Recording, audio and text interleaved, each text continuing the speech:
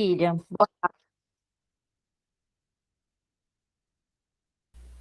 Pode começar, tá gravando.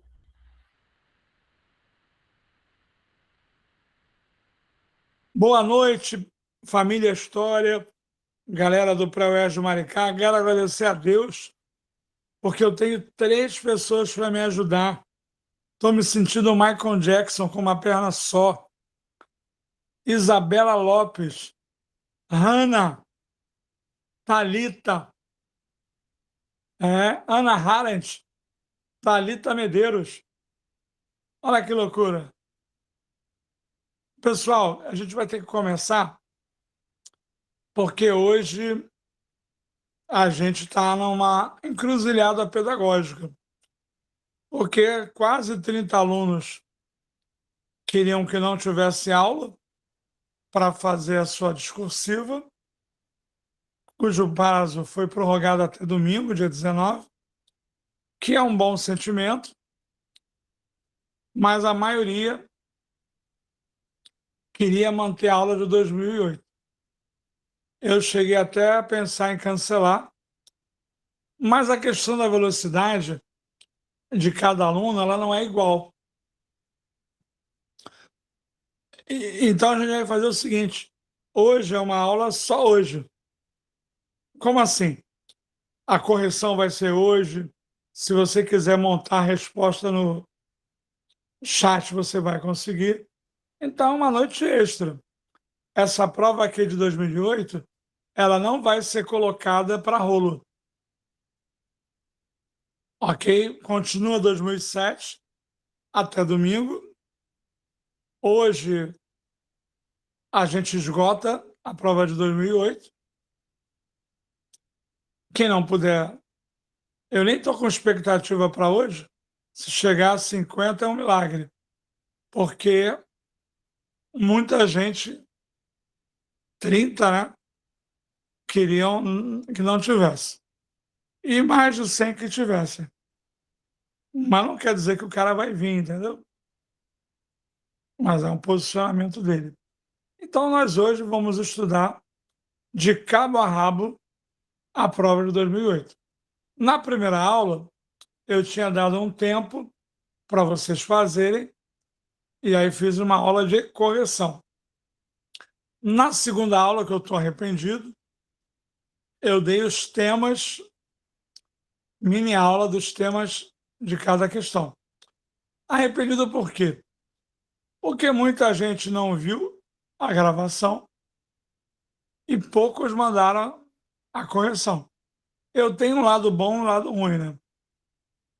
O lado bom é ficar triste, que só um terço mandou. O lado ruim é que é menos trabalho para mim, né? Porque corrigir essa discursiva dá um trabalho do cão. Então hoje é ao vivo, tá bom? Isabela, estamos começando com quantos? Pico. estamos com 37. Então eu vou cuidar de vocês. É uma balada, é uma festa que dura só essa noite. Reggae Night. Então é 2008 na veia. Depois não pode falar de 2008 no grupo, tá? Só no comentário de hoje. Então a gente vai ficar de boca fechada depois da aula, tá bom?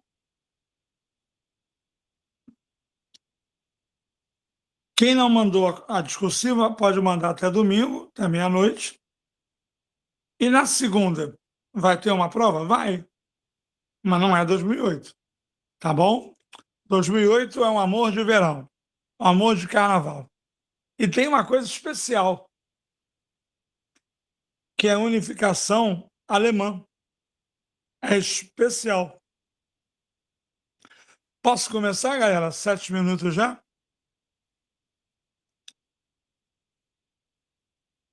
Então vamos lá. A primeira questão, como está no início ainda, com calma, com tranquilidade, podem ler o poema? Mar português. Ó mar salgado, quanto do teu sal são lágrimas de Portugal. Por te cruzarmos, Quantas mães choraram? Quantos filhos em vão rezaram? Quantas noivas ficaram por casar, para que fosses nosso amar? Valeu a Ó, mãe, pena?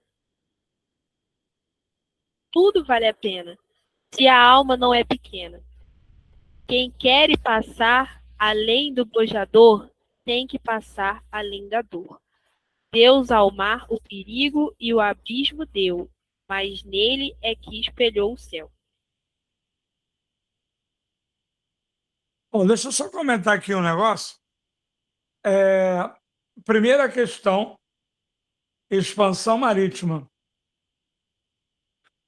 Repare bem, já é a nossa terceira prova hoje.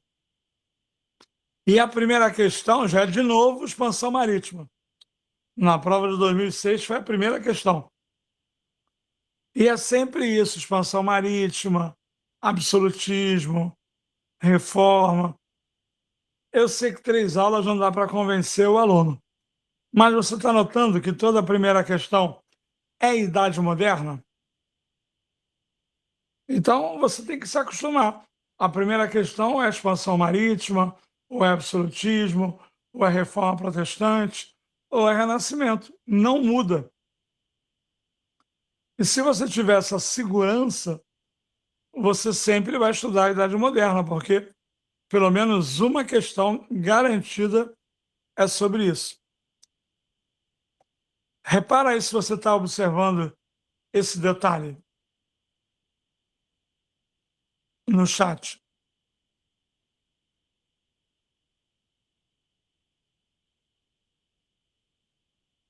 Mas vamos lá, continua a leitura. O poema de Fernando Pessoa descreve aspectos de expansão marítima portuguesa no século XV, dando início a um movimento que alguns estudiosos consideram um primeiro excesso de globalização. Identifique duas motivações para a expansão portuguesa e explique por que essa fase de expansão pode ser considerada um primeiro processo de globalização. Amores, para aquele aluno chato que diz que as questões não se repetem, olha aí, já tinha aparecido em 2006. Já tinha aparecido em 2006.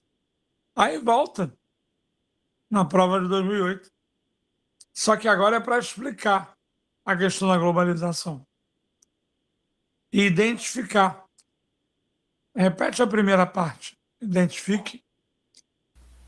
Identifique duas motivações para a expansão portuguesa e explique por que essa fase de expansão pode ser considerada um primeiro processo de globalização.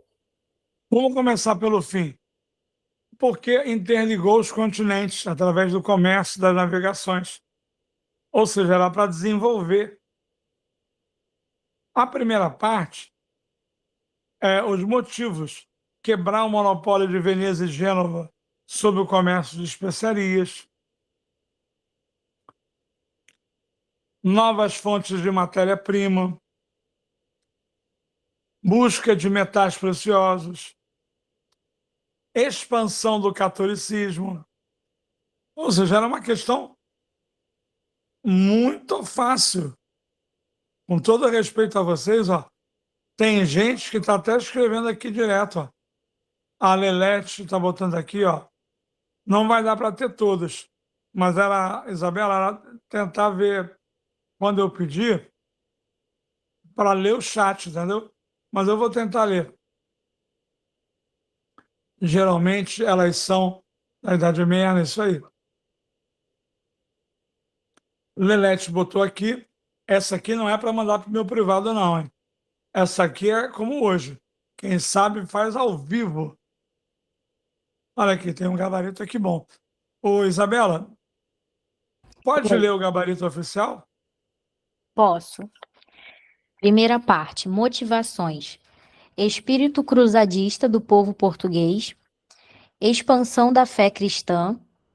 busca de ouro, pimenta, marfim e escravos na África, procura de caminho marítimo para a área de especiarias, Índias, busca de terras para a nobreza na Europa e estabelecimento de relações comerciais com os chefes africanos. Segunda parte. O encontro e a exploração de novos territórios produziram trocas culturais, políticas e comerciais, ampliando o mundo até então conhecido pelos europeus. Muito bom. Pessoal, alguma pergunta sobre essa questão? Porque ela já acabou.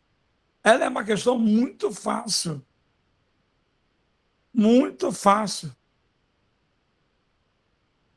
Pessoal, vamos fazer a nossa provinha. Tem menos alunos, já estou esperando. Hoje é dia de derrota, né? Porque é um problema de fluxo. O cara pedir para não ter aula, para fazer a discursiva que ele não fez, se eu sigo, eu prejudico 50, 60 que estão mais acelerados. Então, vai dar tudo certo. Quem não veio à aula discursiva está comigo.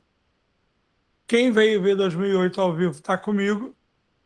E não atrasa a nossa programação, tá bom?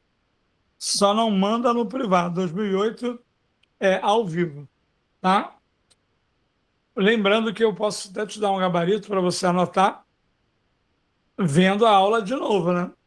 Mas, por exemplo, no início era identificar as razões, novos metais, expandir fé cristã, quebrar o monopólio de Veneza e Gênova. Ou seja, era bem fácil. E na última parte, da 1, era para explicar. Amores, explicar é a hora do show. É quando você mostra que você é foda. Que uma questão de merda dessa nunca vai te ferir. E aí você dá um show, mas sem passar de 6 linhas. Na prova 1, muitas vezes você explicou e eu reclamei, porque era só para identificar, citar. Aqui não, ele quer que você desenvolva. Por exemplo, ele acha que você estudou a prova anterior e agora quer perguntar se você sabe explicar. Então, explicar é até 6 linhas. Na tua cabeça, meu querido aluno, você tem que considerar como hora do show, entendeu? É a hora que você pensa, sei que você vai rir porque você achou fácil, você pensa com calma e depois escreve, para buscar esse ponto todo. A primeira parte vale 1 ponto, cada uma meio, e a segunda parte, explicar, vale 1 ponto também. Qual é o nosso pico aí, Isabela? 45. Tô chamando eles lá no grupo. Hoje a gente vai perder para Química, mas estamos atendendo o aluno que quer. Eu, de repente, vou fazer uma enquete aí, talvez seja melhor botar nossa aula quinzenal, porque semanal a galera não está aguentando, entendeu? Vocês são pitbull, mas olha quantos vocês são. Num grupo de 300 que eu já cortei 100. O aluno não está aguentando o ritmo. O projeto começou muito cedo. Tem aluno com a de segunda EQ na cabeça. Dá para passar em quase tudo com B, em muitas carreiras com C, mas o aluno ele vê a escada de 100 degraus, a discursiva é 80, ele perde tempo com 20, entendeu? Eu já fui primeiro lugar na UERJ. Pode pesquisar lá em 2007. Primeiro lugar em história. Eu tirei C. E fui primeiro lugar, pode ir lá pesquisar. O Williams Alberto Campos Rossi, com 79 pontos. Mas o aluno, ele paca num negócio, tem que deixar ele se arrebentar. Porque quando ele subir de conceito, já vai estar em setembro. Ou seja, você vai ter julho e agosto de discursivo.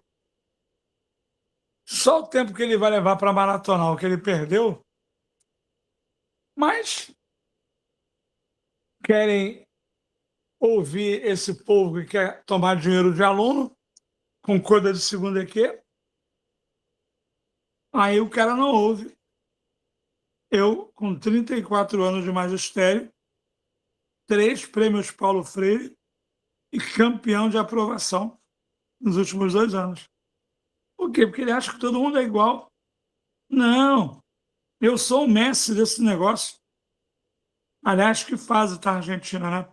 Troca a questão, por favor, para 2. Que fase está a Argentina?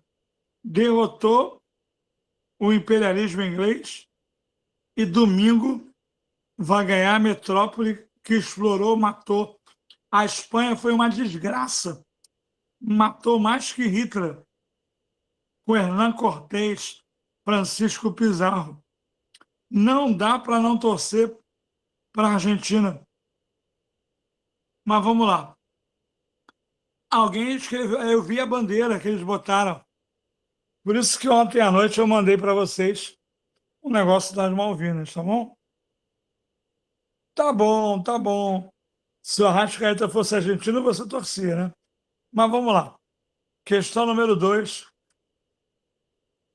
Pode ir direto para a pergunta?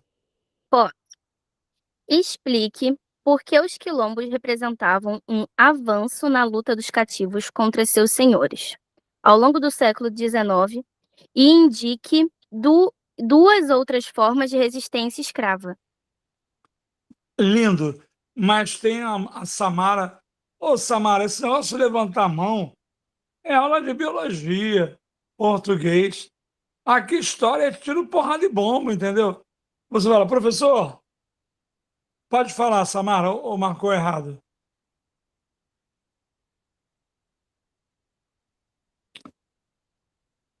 Acho que a Samara marcou errado, né? Ai, Samara, eu todo educado aqui, parando para você falar, e você marcou errado. Deixa eu ver o chat aqui.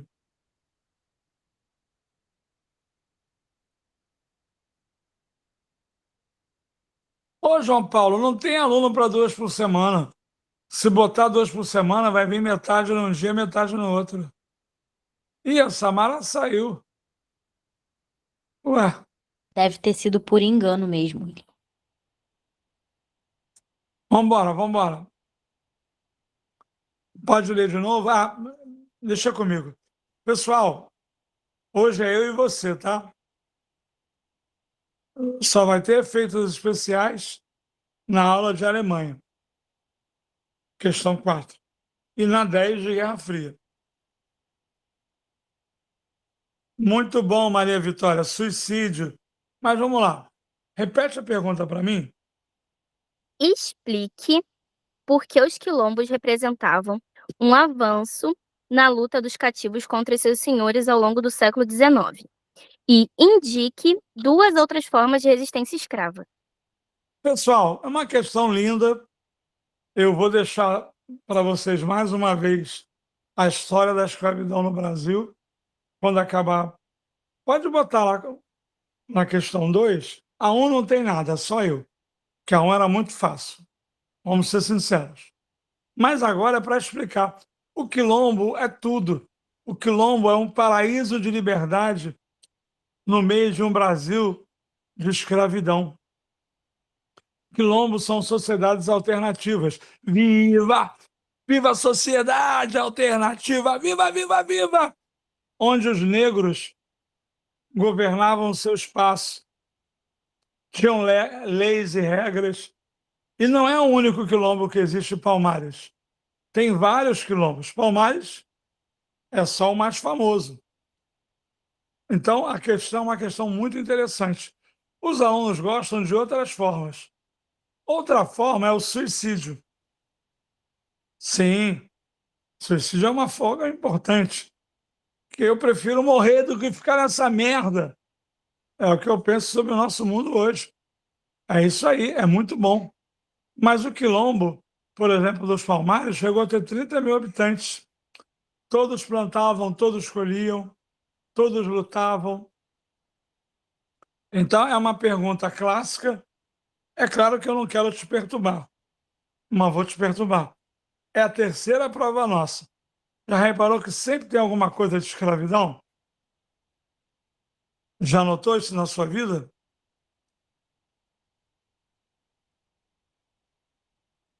Então tem que ficar esperto, né? Tá bom? Repete só a primeira parte da pergunta. Só a primeira. Explique por que os quilombos representaram um avanço na luta dos cativos contra os seus senhores ao longo do século XIX. Amores, é melhor fugir do que morrer.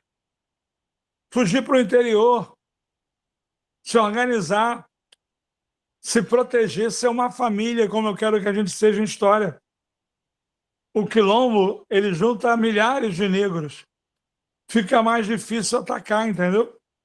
Por exemplo, o Palmares só foi derrotado porque juntaram todos os bandidos do Brasil, todas as milícias do Brasil, que são esses bandeirantes malditos, com Domingos Jorge Velhos à frente, prometeram ouro para os caras, não deram, e eles destruíram Palmares.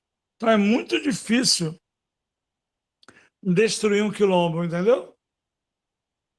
Pode ler o gabarito da 2? Vou ver o chat. Para facilitar a sobrevivência de um grande número de escravos fugidos e por utilizar táticas de ataques a propriedades próximas, representavam uma forma mais eficiente de resistência, atraindo, portanto, mais escravos e provocando medo entre os grandes proprietários.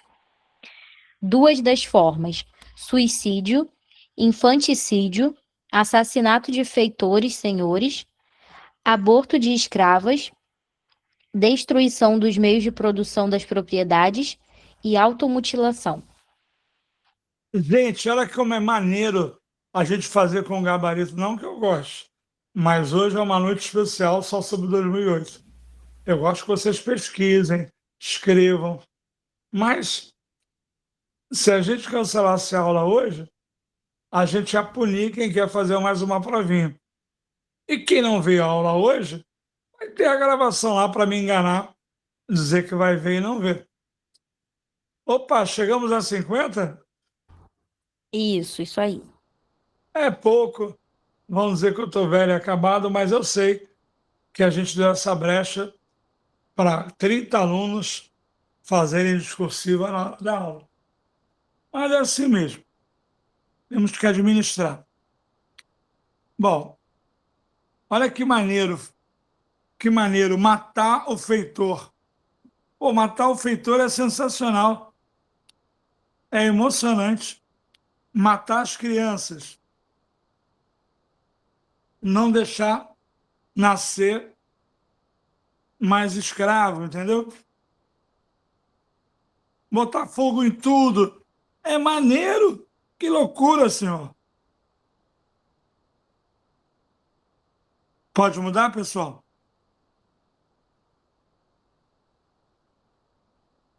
A gente vai gastar mais tempo em Alemanha, tá? É o destaque de hoje. Vamos lá. 3, pode ler essa pergunta?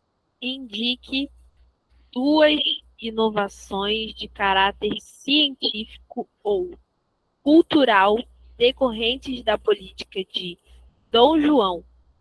Indique também uma mudança política ou econômica observada durante a permanência da corte e sua respectiva consequência para o Brasil.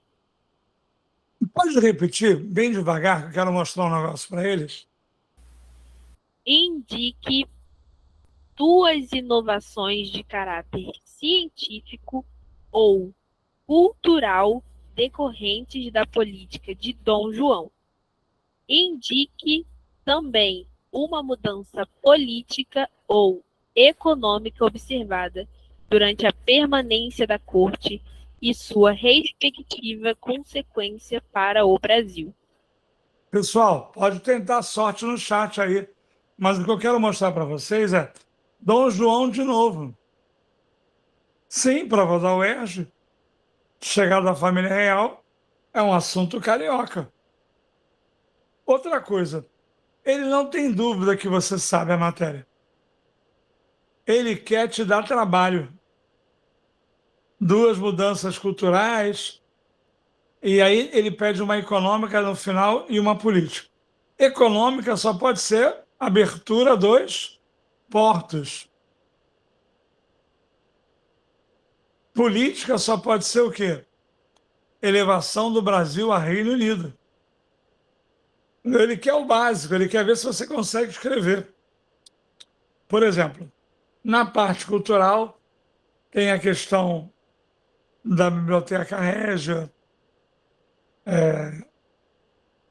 do próprio Banco do Brasil, que não deixa de ter um lado cultural. Ou seja, ele quer fazer você perder meio ponto. Olha aqui, ó. Criação do Banco do Brasil, missão francesa, queria missão artística francesa. Vocês vão ver que tem 500 Polícia Militar, Faculdade de Medicina, imprensa régia, tem um monte de opção. Mas você vai ter que ser organizado. Não é para mandar no meu privado, essa não vale. Eu vou deixar essa 8 hoje, vou esperar acabar às 7, e na segunda de manhã já vai entrar uma prova nova, tá bom? Até 5 de agosto. Mas olha, ele quer que você seja organizado. Então, do ponto de vista cultural, houve a imprensa régia, a biblioteca. A grande transformação econômica foi a abertura dos portos, enquanto a política foi a elevação do Brasil a Reino Unido. Ou seja, ele quer te dar trabalho, entendeu? Imagina uma achura. O que é achura? Quando você era criança, você pintava em cima do desenho. Mal comparando, ele quer isso. Ele te deu o assunto. Imagina que você sabe o assunto. Então ele quer ver se você é organizado. O gabarito que ela vai te mostrar, Isabela, não é organizado. Que aquilo ali não é a única resposta. Guarda bem. Aquilo ali é como se fosse um release de imprensa. É um básico que a universidade solta, que é para televisão, jornal, os alunos não encherem o saco. Mas em história, pode ter coisas certas que não estão ali. Eu vou falar isso 50 vezes até novembro, para ver se você se convence, entendeu?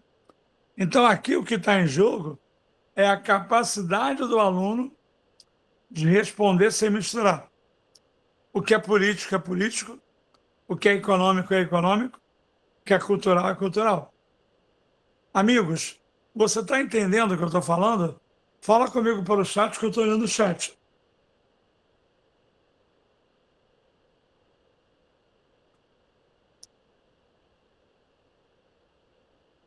Não, o importante é chegar. Meus amigos, não quero ser chato com vocês, mas todo mundo que disputa a vaga com você sabe responder essa questão. O que vai perder ponto é a organização da resposta. E vou te falar, primeiro o cultural e depois o econômico e político, ou político e econômico.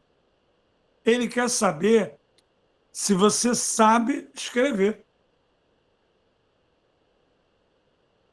Mas, meu amigo, minha amiga Maria Vitória, cara, a gente vai ficar 5 meses juntos. Amiga, hoje é dia 16, só passou 15 dias. Ainda tem o mundo inteiro. Dá para dar a volta ao mundo até novembro. Fiquei um pouco confuso. Mas a ideia é essa, Gustavo, é te sacanear. Vocês acham que estão estudando história. E eu estudo. Eu dou aula de história para vocês. Mas isso não faz você passar de 15. O que faz você passar de 15 é ter... Por exemplo, hoje uma menina, não vou citar o nome, ela fez 10 respostas lindas. Lindas. Tirou 15, porque eu tive que punir. Porque cada resposta dela era uma mini redação. A metade da resposta já estava imensa. Mas por que eu fico tranquilo? Porque isso é coisa de diamante. A moça, que eu não vou dizer quem é, e vocês até vão ver lá pelos pontos, mas eu não ponho o nome. Ela é maravilhosa. Eu falei, você tem que cortar a metade da tua resposta. Porque não é só conteúdo, aqui o jogo é outro. Aqui é organização, é escrita. É você botar assim. Em termos culturais, a vida da família real gerou a criação da imprensa régia e da Biblioteca Nacional. Ponto. Respira, olha para a sala, vê se tem alguma mulher bonita, algum rapaz bonito, ou então reza, Ave Maria, Pai Nosso, ela quer que você gosta. Fez isso que eu falei? Aí você fala. Em termos políticos, eu prefiro em termos econômicos, foi primeiro. Em termos econômicos, houve abertura dos portos e, vírgula, em termos políticos, a elevação do Brasil a Reino Unido. Não precisa nem botar data. Só de botar data é coisa de aluno. Porque é claro que só tem uma abertura dos portos e uma elevação a Reino Unido. Ele não quer saber a data. Bom, eu fiz a resposta para você. Eu quero te pegar agora à noite. Acabou a resposta? Eu sei que está bonita, mas acabou? Sim ou não? Não. O que está faltando para eu ganhar os 2 pontos nessa questão? Eu botei as duas culturais, fiz um ponto na mesma linha, botei a econômica, botei uma vírgula e botei a política. Eu quero saber, sinceramente, hoje vocês se ferraram, que hoje, como eu estou corrigindo ao vivo, tu tá ferrado. O que está faltando? Não. Cara, vocês vão ficar com raiva. Tá faltando o ponto final. Vale 0,1 essa merda. Brinca com isso. 0,1 vezes 10 dá 1 ponto, maluco. Vou te falar hoje. Não falei até agora, eu vou te falar hoje. Não, tá pensando que essa porra é WhatsApp? Que você escreve, para e volta no ano que vem? O ponto na mesma linha, ele deixa claro que você encerrou o raciocínio. Meu Deus, nada, graças a Deus. Porque tem aluno que já põe ponto final naturalmente. Parabéns para você. Quem não põe o ponto final, eu peguei leve. Primeiras 2 correções eu não enchi o saco tanto. O ponto final, ele encerra o raciocínio. A falta do ponto final dá uma ideia de que você não fechou. Olha, eu recebi uma discursiva nessa segunda, estava linda. Aí a menina pulou do 8 para o 10. Eu falei, opa, que porra é essa? Dele uma bronca, mas acontece, ela não viu, estava indo bem, perdeu 2 pontos, por quê? Porque não é organizado. Nesse caso, pode estar aí ouvindo, né? Não foi organizado. Teve uma outra que botou a 8 2 vezes. Eu falei, pô, minha filha, qual que é 8? Aí perdeu ponto na 9, que ela esqueceu. Amores, o buraco é mais embaixo. É aprender a escrever. Por isso que eu não quero 400 alunos. 300 já estou achando muito. Por quê? Porque aqui não é aula para quem quer tirar até 15. Não precisa passar por tudo isso. Aqui é para quem quer mais que 15. A gente fala do 20. Ano passado, eu tive 6 alunos que tiraram 20. Na UERJ. Comigo, não. Comigo, nunca ninguém, até hoje, tirou 20. Porque quando tu chega no 19, porra, eu vou te ferrar de qualquer jeito. Porque a graça não é tirar 20 comigo. A graça é tirar 20 na prova. É que nem redação do Enem. Tirar 1000 com a professora. Aí chega na prova, é só 10 no Brasil inteiro. Não, comigo é o contrário. É você dizer, aí, ô coroa, Tirei 20 na UERJ, porra. Aí eu vou falar, porque eu não estou mais lá. Porque senão tinha te tirado meio ponto. Só porque você pensou em me sacanear. Então, essa questão do ponto final é clássico. Há 10 anos que eu vejo que os alunos se revoltam. Quando a aula era ao vivo, outros tempos, o aluno não acredita, mas é. E desconta pouco, é 0,1 só. Mas pensa no que eu estou te falando. Quando você põe o ponto final, você concluiu o raciocínio. Portanto, a questão. Quando você deixa lá a última palavra, não tem nem vírgula, não tem ponto, não tem exclamação, não tem porra nenhuma. Como é que você acha que a gente faz para tirar ponto de aluno na UERJ? Vocês nunca viram a nota da UERJ? É toda quebrada. Eu aqui faço só 25, 5, 75. Mas a UERJ ela faz pior. Olha lá, 27, 32. Como é que você chega a uma nota 17, 32? Eu te digo, 17, 25 você fez de pontuação, 7 você deixou alguma coisa incompleta e o resto ele capou. São 2 corretores, amores. Um deu 17, o outro deu 16. Presta atenção, não vou ficar falando isso toda hora. Aí vem um terceiro cara, puto da vida, porque estava na boa, sentado, teve que levantar para ir no meio da correção ver o teu problema. Que um deu 17, outro deu 16. Ele vai fazer o quê? Vai dar 16,5 e acabou. Porque ele não vai ficar brigando com os 2 professores, né? Tem que tomar cuidado para ter respostas claras, transparentes, tranquilas, objetivas. Nada de apagar a porra da resposta e reescrever. Tá maluco? Eu vou te ensinar isso hoje. Você tem que parecer maluco na UERJ. Você lê a pergunta, pensa a resposta, fala para você mesmo a resposta. Eu vou te ensinar isso pela primeira vez. Você fala sozinho, que nem um maluco. Se alguém reclamar, você manda merda. Quando você ouvir a sua resposta, o teu ouvido vai dizer que tá boa ou não. A mente mais o ouvido. Você entendeu? Deixa de ser chato. Isso aqui na aula de biologia. Tu vai mesmo dizer, pô, tá maravilhoso. Sabe quando você se arruma e fala, tô gostoso? Tô gostosa? Então, esse sentimento, ele tem que existir na discursiva. Essa porra tá bonita. Eu, às vezes, cada coisa linda na correção, eu falo assim, ai, tá bonito isso, hein? Porque é o aluno que cria o seu estilo. Bom, mas nós estamos falando do ponto final. 0,1 é pouco, mas tu é de direito. Perdeu 0,1 10 vezes, perdeu um ponto. Aí vai ficar reclamando, pô, o tio William falou.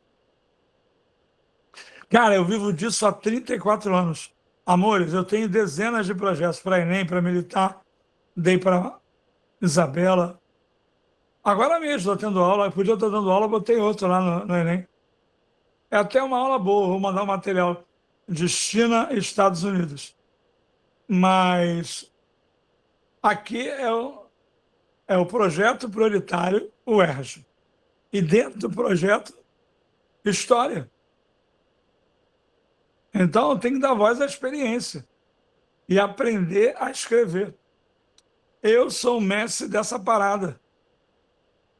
Tem professor mais engraçado, mais novo, que usa mais slide? Tem. Mas é difícil você achar 2 ou 3 caras com 34 anos dessa loucura. Eu vou na UERJ, eu pareço um rei. Sério. Eu aviso, eu falo assim, ó, estou na UERJ hoje, o pessoal que é aprovado. Aí aparece, fui seu aluno aqui, pode zoar. Fui seu aluno no século XX, pode zoar. Faz parte do jogo. Eu zoo vocês, vocês me zoam. Mas é loucura, são décadas de aprovação. Eu, quando fui secretário de Estado, em 2002, sabe quem era meu subsecretário, a minha Isabela? era o coordenador do vestibular da UERJ, que já morreu, daqui a pouco eu vou encontrar, Paulo Fábio Salgueiro. Entendeu? O UERJ é minha praia, minha loucura, entendeu? Pode ver meu canal lá, a minha foto sou eu dando aula no teatrão para 2.000 pessoas. Então eu posso te ajudar. Mas você tem que ter humildade.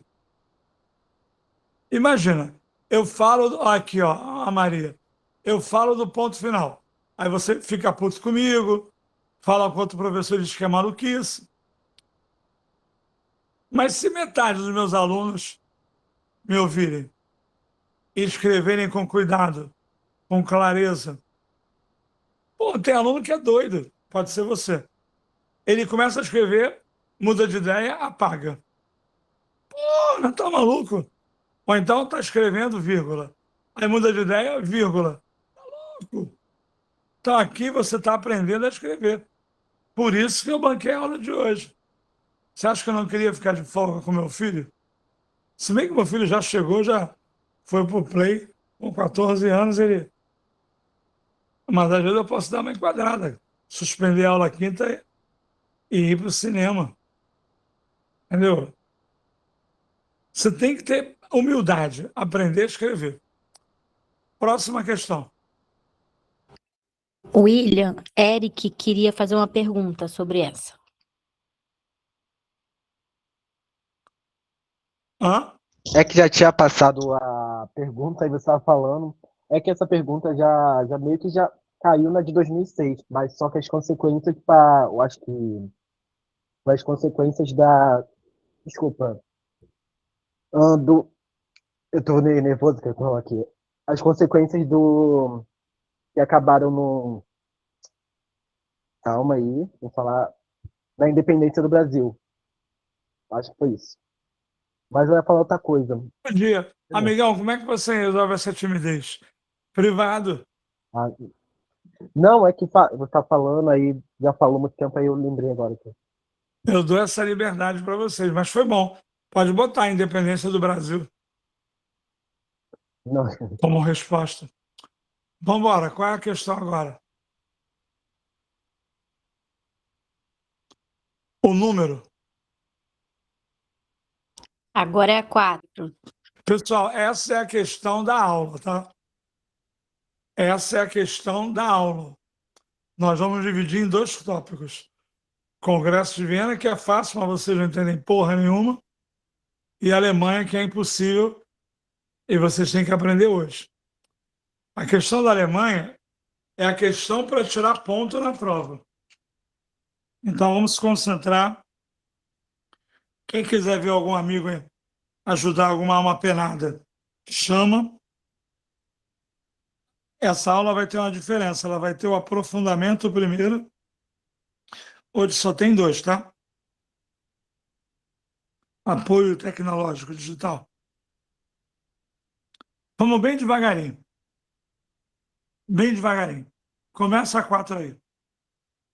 Presente 2 objetivos do Congresso de Viena e um efeito da unificação alemã sobre as relações políticas europeias estabelecidas na época. Amores, tenta o chat aí. Essa questão é para matar o aluno, entendeu? Porque Congresso de Viena não tem nada a ver com unificação alemã. São 2 aulas. Vamos à primeira. Vai valorizar. Subiu um pouquinho aqui, não subiu, Isabela?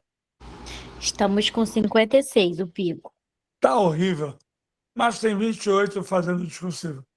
Se ganhar da química, eu já fico feliz. Mas vão achar que eu estou decadente.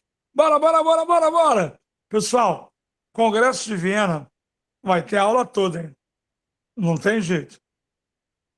O Congresso de Viena é um congresso para reorganizar a Europa depois que o Napoleão perdeu. Vamos ao básico. É um congresso para reorganizar o mapa da Europa depois que Napoleão perdeu. Porque Napoleão fez uma bagunça do cacete, né? Invadiu a Península Itálica, a região germânica, o Império Sacro-Romano Germânico. invadiu a casa do teu cachorrinho, a gaiola do seu passarinho. Napoleão é mau, pega um, pega geral. Então, quando Napoleão perde, os vencedores dele convocam uma reunião, principalmente Prússia, Áustria, Rússia e Inglaterra. Esse congresso tem a ver com a história do Brasil, que Portugal estava aqui é bom demais, curtindo uma praiazinha, o povo de Portugal na merda, eles não voltavam.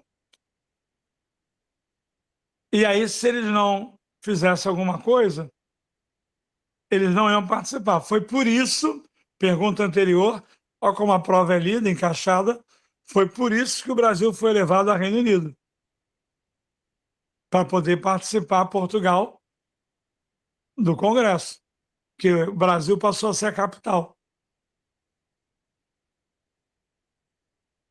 de Portugal, Brasil e Algarves, onde o Mengão jogou essa semana e ganhou um título lá, Algarves. Então, o que aconteceu? Nesse congresso, anota isso, que essa aula é uma aula que você não gosta, entre o final do primeiro semestre e do segundo, o professor também não gosta de dar, vocês também não fazem questão, ele pula e volta em imperialismo, que é mais gostoso. O aluno gosta mais. Ou seja, a maioria dos alunos do nosso estado acaba não tendo as duas aulas dessa questão. Porque a emoção é até o Napoleão, né? Depois do Napoleão, ninguém mais quer ver essa porra. Mas cai, olha aí. Tudo bem que é raro e é uma questão ultra mega impossível. Mas eu vou te ensinar. Quais são as decisões do Congresso de Viena? A primeira é a política das legitimidades. Anota esse troço, eu não pedi caderno, mas anota. Legitimidade é o quê? Cada país voltaria a ter o que era legítimo, o que era seu antes de Napoleão. Então, eu vou repetir. Decisões do Congresso de Viena. 1. Princípio das legitimidades. 2. Princípio das compensações. Cada país atacado ia ser compensado, indenizado pelo que Napoleão fez. Para quem é mais rápido, é tipo o Tratado de Versalhes, que a Alemanha teve que pagar quem ela atacou. Mas não corre não, que você corre muito. Responde aí no chat. Quem estudou Congresso de Viena no colégio? É sim ou não? Tá bom? Sim, graças a Deus. Mas se for não, eu vou ficar preocupado. Responde aí. Bom, então me diz, já que vocês sabem, primeiro, princípio das legitimidades. Segundo, princípio das compensações. Qual é o terceiro princípio? Viu como eu te pego? Pô, aula de cara, é que eu não estou jogando as bombas ainda. Quem andou no passado sabe, chegou uma época do ano que é só bomba. Eu estou comportado em julho. Princípio das legitimidades, cada país volta a ter o que era seu. Princípio da compensação. Aí depois me deu para tirar a maconha. É melhor Fernando. escrever, que Eu eu quero sou meio uma- surdo. Qual é o último princípio? Legitimidades, compensações. Qual é o outro? Tem um momento do curso que começa a valer dinheiro. Um Pix na conta, um hambúrguer, um iFood. Esse ano vai ter. Ninguém acertou. Olha, eu vou dar uma chance. Hein? Isabela, valendo R$ 30 no Pix. Princípio das legitimidades, princípio das compensações. E qual é o terceiro princípio? Valendo R$ 30 para comprar um sanduba. Se bem que outro dia eu fui no McDonald's, é um assalto, cara. Que Não, não, não. Quen, quen, quen. Bem-vindo às bombas. Mas essa bomba está valendo R$ 30. Eu quero saber os 3 princípios. Legitimidades eu já expliquei. Compensações eu já expliquei. Só falta um. Isabela, eu vou falar para economizar dinheiro, tá bom? Tá bom. Princípio das intervenções. Anota isso aí que você errou. Eu quase dormi aqui esperando. Princípio das intervenções. Era o direito da... É porque eu não dei mole. Mas era o direito dos países-chave, chama-se 4 grandes. Inglaterra, Prússia, Áustria e Rússia. Era o direito dos 4 grandes intervirem em qualquer país ameaçado por um novo Napoleão. Daí eles criaram a Santa Aliança. A gente viu na prova 1. Andressa, eu sou o seu dinossauro, Andressa. Eu vou repetir. Ô, Isabela, pode dar para as meninas esses R$ 30? Ana e Thalita? Pode? Perdeu, vai para a banca. É que nem cassino. Vou repetir, Gustavo. Tem que saber essa porra, hein? Legitimidades, compensações e intervenções. Pode repetir a pergunta de Congresso de Viena? Apresente 2 objetivos do Congresso de Viena e... Ah, tá. 2 objetivos do Congresso de Viena. Reorganizar o mapa da Europa, recompensar os países invadidos. Bom, daqui a pouco você vai ver o gabarito. Está na primeira parte da questão 4, tá? Amigos, valendo mais 30. Não, mas vai ter só para o primeiro, tá bom? Do segundo em diante não vale. Tchau, Andressa. Pessoal, agora que eu expliquei intervenções, compensações e intervenções, me dá uma prova de amor? Responde para mim, para eu ver se você entendeu. O que aconteceu com a França? Ela ficou menor que antes da Revolução, aí você põe menor. Maior que antes da Revolução. Fica de olho aí, Isabela, só para o primeiro, tá? Ou igual ao que era antes da Revolução. Vou te pegar, tu vai chorar. Opa, acabou. Maiara Lopes acertou. Acabou. Vem aí, Maiara foi a primeira, não foi? Foi. Ô, Douglas, ela perdeu os territórios conquistados, é verdade, mas ela está comando igual, menor ou maior. Eu vou explicar para quem não está entendendo. Cada país voltou a ter o que era seu. Então, a França perdeu tudo que ganhou. Douglas, você está certo, mas a Maiara Lopes foi mais rápido, tá bom? Maiara, quando acabar a aula, manda o seu manda no meu privado, tá bom? Fala comigo, Maiara, senão eu vou dar para o segundo. O segundo foi o Douglas. Maiara, tá bom. Eu posso mudar para a segunda parte da questão 4? Então vamos lá, repete a pergunta. Um efeito da unificação alemã sobre as relações políticas europeias estabelecidas na época. Amores, isso aqui era ridículo. Mas como o aluno não tem unificação alemã, não estuda, se arrebenta. A Alemanha se unificou tardiamente, depois de várias guerras, liderada pela Prússia. E aí o mundo já tinha dono, Inglaterra, França e Bélgica. Quando a Alemanha nasce, ela vai defender uma nova ordem mundial. Eu vou falar do meu jeito. Imagina uma festa.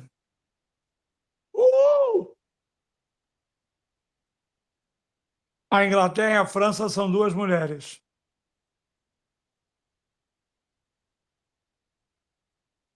Boa, Andressa. É isso aí, mas deixa eu continuar aqui o meu feijão com arroz. Senão eu vou te botar no exemplo aí. Esse exemplo é pesado. Gente, a França e a Inglaterra eram duas mulheres, tá bom? E elas dominaram, escravizaram, exploraram dois africanos. Ou, para quem quiser ser mais profundo, a África e a Ásia. Era uma festa boa. Quem está dentro não sai. Olha, isso aqui está muito bom. Isso aqui está bom demais. Olha que quem está dentro não sai. E quem está fora quer entrar. Então, a Alemanha vai querer também ter acesso à África, à Ásia. Ela vai querer também dominar o mundo. Por que o mundo tem que ser francês e inglês? Olha a Copa aí do Mundo. França e Inglaterra eliminada. Então, a Itália e principalmente a Alemanha vão querer um novo mundo. Então, quando a Itália se unifica, a economia cresce rápido, e a Alemanha não foi uma revolução, foi uma unificação militar. A Alemanha será criada a ferro e sangue. Bismarck falava isso. O ferro das armas e o sangue dos adversários. Bismarck simplesmente é o herói do Hitler. O Hitler, quando era criança, dizia: eu vou ser igual ao Bismarck. Então, a criação da Alemanha é causa da Primeira Guerra. Porque a Alemanha, nós tínhamos dois lados, lembra? Tríplice Entente, que era quem já dominava o mundo, e Tríplice Aliança, que é quem queria dominar. Então, repete a pergunta. Um efeito da unificação alemã sobre as relações políticas europeias estabelecidas na época. Pois é. O imperialismo, neocolonialismo, a Primeira Guerra. Mas olha só, não acabou não. Deu azar de vir, ou sorte de vir. Eu vi que a gente subiu de novo, né? Chegou a 60 já? Já, 63. Aleluia, Senhor, glória a Deus. Se chegar a 70, eu me emociono. Mas vamos lá. Para eu poder continuar nesse tema, a Isabela vai ler o gabarito da questão 4.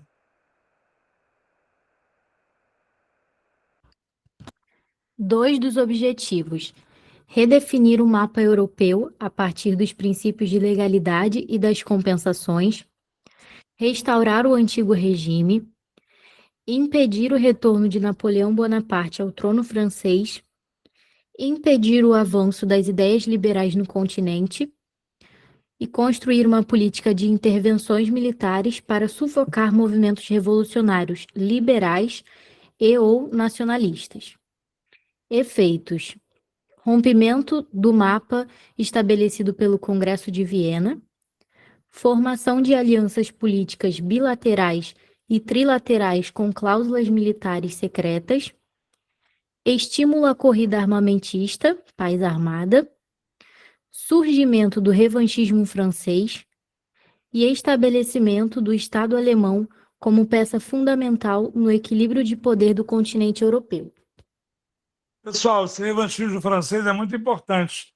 Quando a Alemanha nasceu, ela nasceu vencendo a França na Guerra Franco-Prussiana. E os franceses comemoraram Quem é flamenguista aí? Quem é São Vascaíno aí? Bota aí, Vasco, Flamengo, vai me ajudar. Pois é, o Flamengo é o alemão. Não, vou inverter. O Vasco é o alemão. O Flamengo é o francês. Quando o Vasco foi campeão, o Vasco comemorou na Gávea. O alemão comemorou em Paris.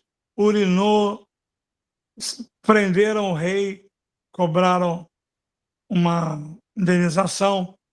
Então, a Alemanha humilhou tanto a França que isso gerou o ódio francês. Você se lembra? Foi quando tomou Alsácia-Lorena.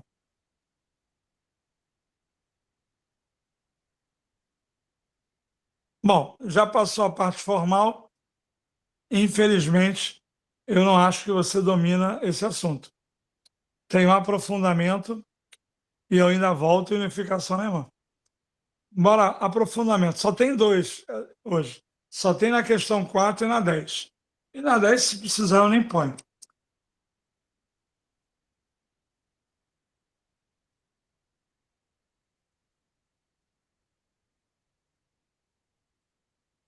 Se vocês acham que o Brasil é um país jovem, porque tem menos de 200 anos, imagine então a Alemanha, cuja unificação só se consolidou em 1871. Vamos ver então aqui os antecedentes dessa unificação. Em 1806, Napoleão Bonaparte invadiu a região do Sacro Império Romano-Germânico, acabando com esse império milenar e formando a chamada Confederação do Reno. Mas, com a derrota de Napoleão em 1815 e o Congresso de Viena, essa Confederação do Reno foi transformada em Confederação Germânica, com vários reinos sob forte influência do Império Austro-Húngaro, que tinha sido um dos protagonistas nas guerras contra Napoleão. Muito bem, só que ali o Império Austro-Húngaro vai sofrer com a concorrência da Prússia, que em 1834 vai formar a Zollverein, que é uma união aduaneira, ou seja, uma região onde existe uma grande integração comercial desses reinos da Confederação Germânica com a Prússia.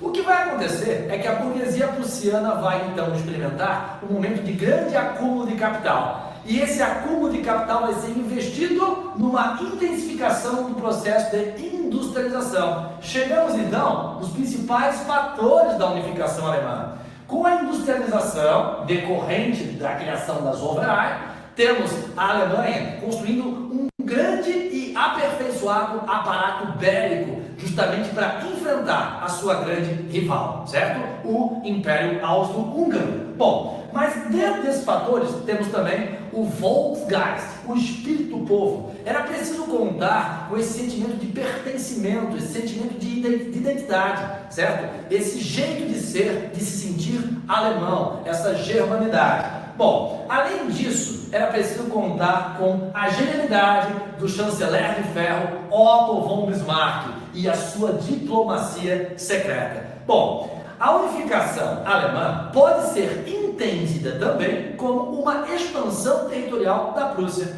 que vai se dar em 3 guerras principais. Em 1864, temos a Guerra dos Dois Ducados, onde a Prússia, curiosamente, vai se aliar à sua principal rival, a Áustria, o Império Austro-Húngaro, numa guerra contra a Dinamarca, para dominar os 2 ducados, os ducados de Holstein e Schleswig. Bom, mas se os 2 países se uniram nessa guerra contra a Dinamarca e dominaram os 2 ducados, era preciso que dividissem o território, mas a Prússia vai dominar Holstein e Schleswig e não vai dividir com a Áustria, o que acaba provocando uma nova guerra, a Guerra das 7 Semanas. Bom, nessa guerra a Prússia não vai estar sozinha, ela vai se aliar ao reino do Piemonte-Sardenha. Pessoal, é aqui que a unificação alemã se junta com a unificação italiana, porque o Piemonte-Sardenha é o principal reino protagonista da unificação italiana, que está acontecendo ao mesmo tempo da unificação alemã. Então vamos lá, a Prússia se alia ao Piemonte-Sardenha. E além disso, o Bismarck vai contar com a neutralidade da França, na época governada pelo imperador Napoleão III. Agora, se a guerra dura só 7 semanas, é porque o potencial bélico da Prússia vai permitir devastar a Áustria justamente nesse curto espaço de tempo. Bom, mas depois disso, o Bismarck vai para cima da França. A França, com quem ele tinha estabelecido um acordo para se manter neutro na Guerra das 7 Semanas. Ocorre então a Guerra Franco-Prussiana, de 1870 a 1871. Nessa guerra, a Prússia vai dominar os territórios da Alsácia e da Lorena. E além disso, vão invadir a França e vão coroar o rei da Prússia, Guilherme I, Wilhelm I, o imperador do chamado Segundo Reich, o Segundo Império Alemão. O primeiro teria sido lá o Sacro Império Romano Germânico. Coroar o imperador alemão na sala de espelhos do Palácio Versalhes foi uma grande humilhação imposta à França.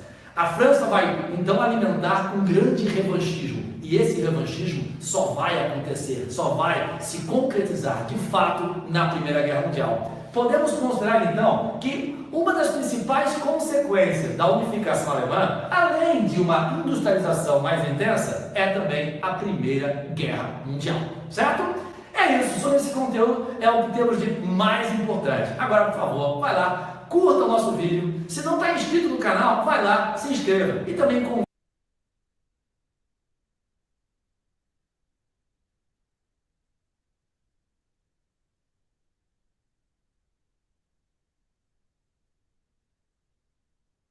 Amiga, acabou?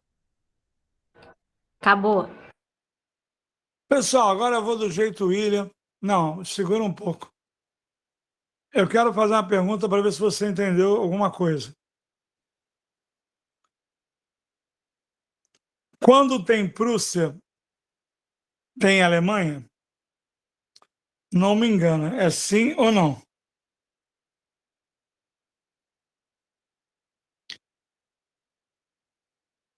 Pessoal, vamos estudar junto. Quando tem Prússia,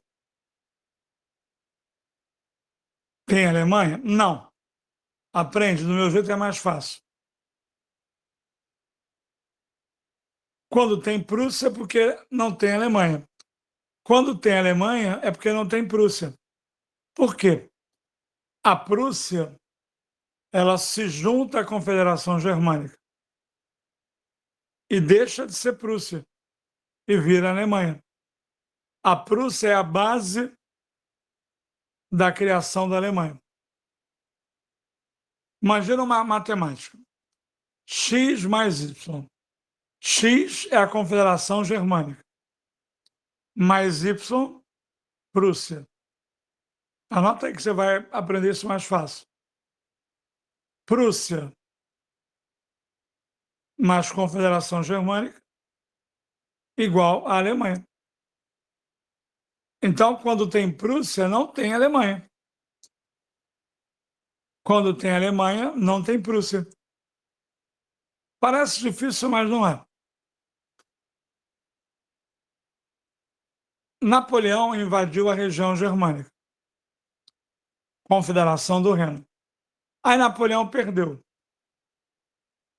Teve o tal do Congresso de Viena, certo? Cada país voltou a ter o que era seu. Mas ninguém era dono da região germânica, porque era uma região feudal, Império Sacro Romano Germânico. E aí, quem é que ficou com a região germânica? O Império Austro-Húngaro. Lembra que o avô de Hitler, pai, é austríaco?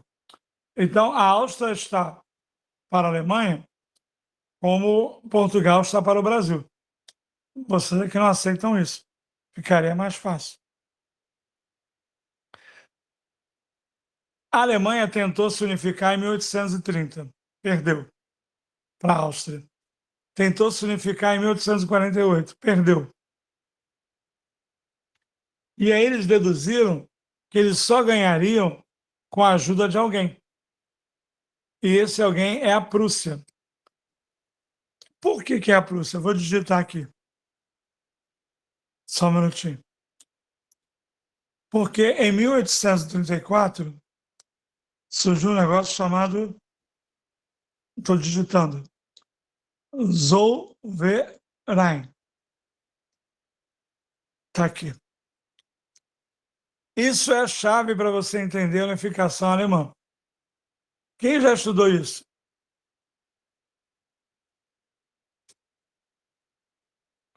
Ei, foi o meu Zollverein? Foi.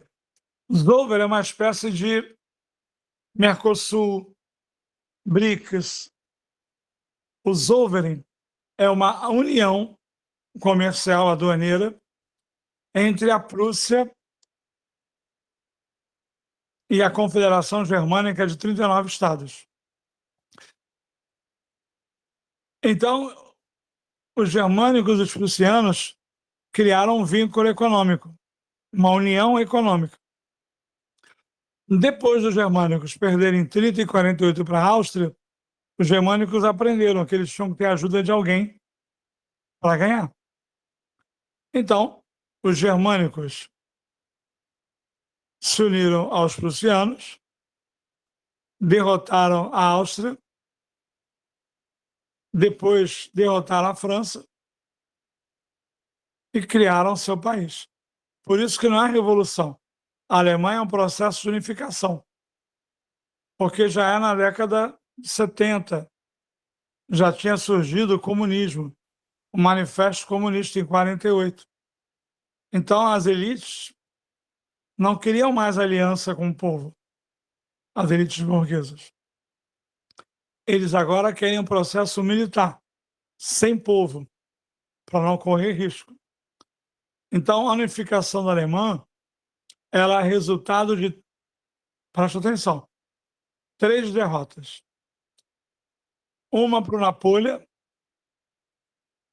depois eles perderam em 1830 para a Áustria, em 1848 para a Áustria. E aí eles decidiram que só iam ganhar se alguém ajudasse a Prússia. Então a Prússia se dissolve na Confederação Germânica. Por que isso aconteceu? Porque a Áustria não se importou com os Zollverein. A Áustria, a Prússia, a Rússia, que não vem ao caso, e Inglaterra, eram unidos contra Napoleão. Só que o Napoleão perdeu, a vida seguiu. E aí a Áustria traiu a Prússia, se aliando aos germânicos e criando a Alemanha. Então vamos lá. Eu sei que é difícil, mas eu falei que ia ser difícil, né? Então, os germânicos perdem para Napoleão na Revolução Francesa. Quando acaba a Revolução Francesa, a Áustria domina eles. Eles tentam se libertar da Áustria em 1830. Entram na porrada. Tentam se libertar da Áustria em 1848. Entram na porrada. E aí eles se juntam com a Prússia e, depois de 3 guerras, 3 derrotas, que eu já falei, 3 vitórias.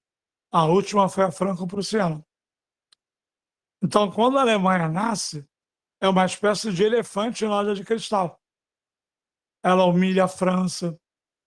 Eu diria que a criação da Alemanha é a grande raiz da Primeira Guerra Mundial, porque ela queria um mundo só para ela, entendeu? Mas vamos ao mais fácil. Quando tem Prússia, não tem Alemanha.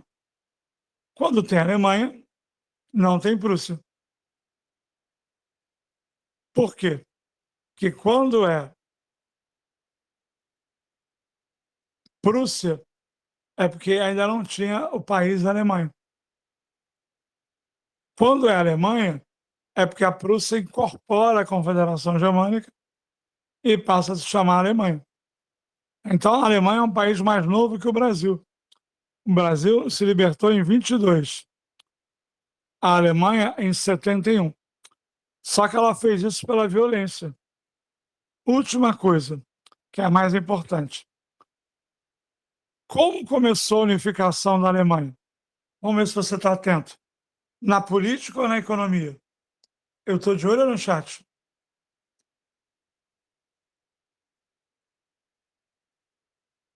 Gostei, Beatriz.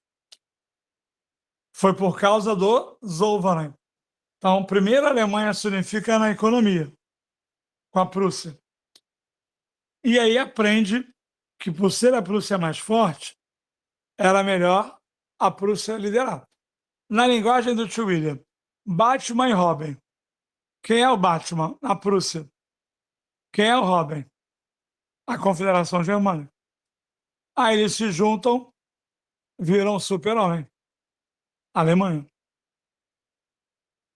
Isso vai aparecer outras vezes, que a Primeira Guerra Mundial, eu vou te gastar nisso. Mas hoje eu vou te perdoar e vou parar aqui, porque já teve até aprofundamento. E aí, gostaram do meu complemento? Ajudou no vídeo?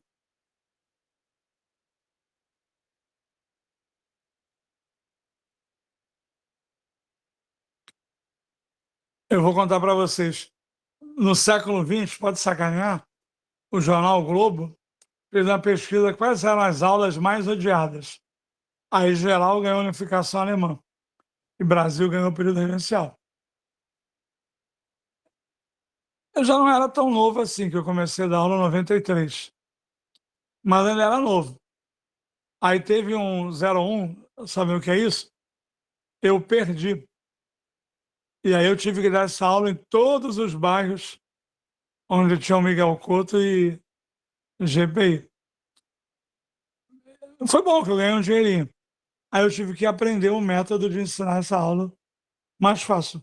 O método é esse. Uma conta. Confederação Germânica. Mais Prússia igual a Alemanha. Como é que essa matemática acontece? Através da violência de guerras. O que você não pode achar que é uma revolução, não é. Vamos lá, próxima questão. Ó, fiquei um tempão aqui nesse negócio, hein? Cumpri a promessa, hein? Vai, só pergunta, tá?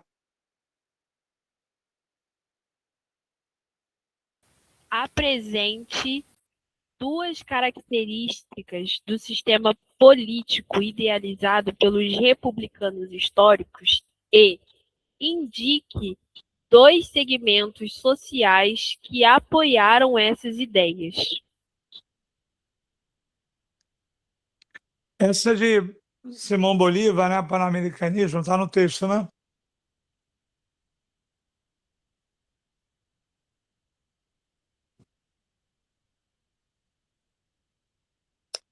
Pô, pessoal, me ajuda.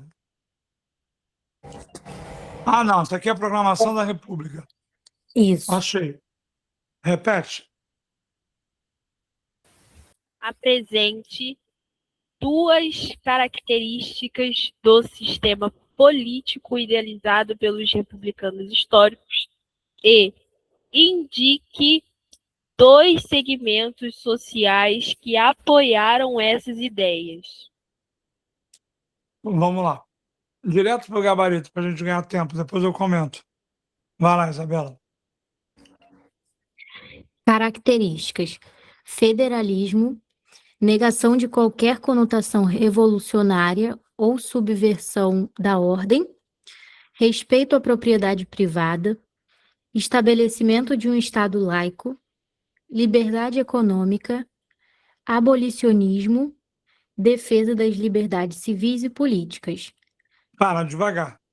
Tá. Pessoal, com todo respeito, essa era muito fácil, né? Quais são as ideias da República?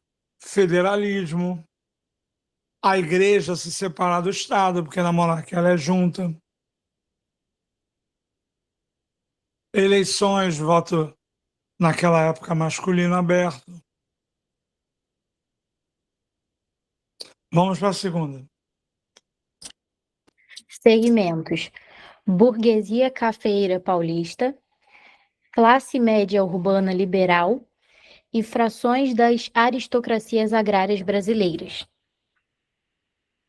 Pessoal, deixa eu falar do meu jeito. Pô, Pedro II ficou 49 anos no poder e ninguém aguenta. Então todo mundo queria derrubar o Pedro II. Os paulistas porque queriam federalismo. Para isso não pode ter rei. Os militares, porque queriam soldos, poder, e um militar não pode ser rei, só se ele for da família real. A classe média queria democracia. O pessoal que não gostou da Lei Áurea queriam prejudicar o Pedro II. Então, me parece uma questão bem muito básica, mas que é importante, que vai aparecer muitas vezes até novembro, tá bom? Você vai botar para eles o gabarito depois, não vai? Sim, sim. 2008 acaba hoje, tá? Vai lá, 6. Aponte duas características da conjuntura econômica mundial de 1929 que possibilitaram a Grande Depressão e indique um desdobramento deste processo na Argentina. Bom, o aluno ele ficou chateado com a Argentina, mas é um aluno mané, né? Você pode estar mané hoje, mas não vai estar mané 29 de novembro. Porque no Brasil não é café, na Argentina só pode ser trigo, né? Ai, ai, ai, ai, ai. Bom, no mundo é superprodução.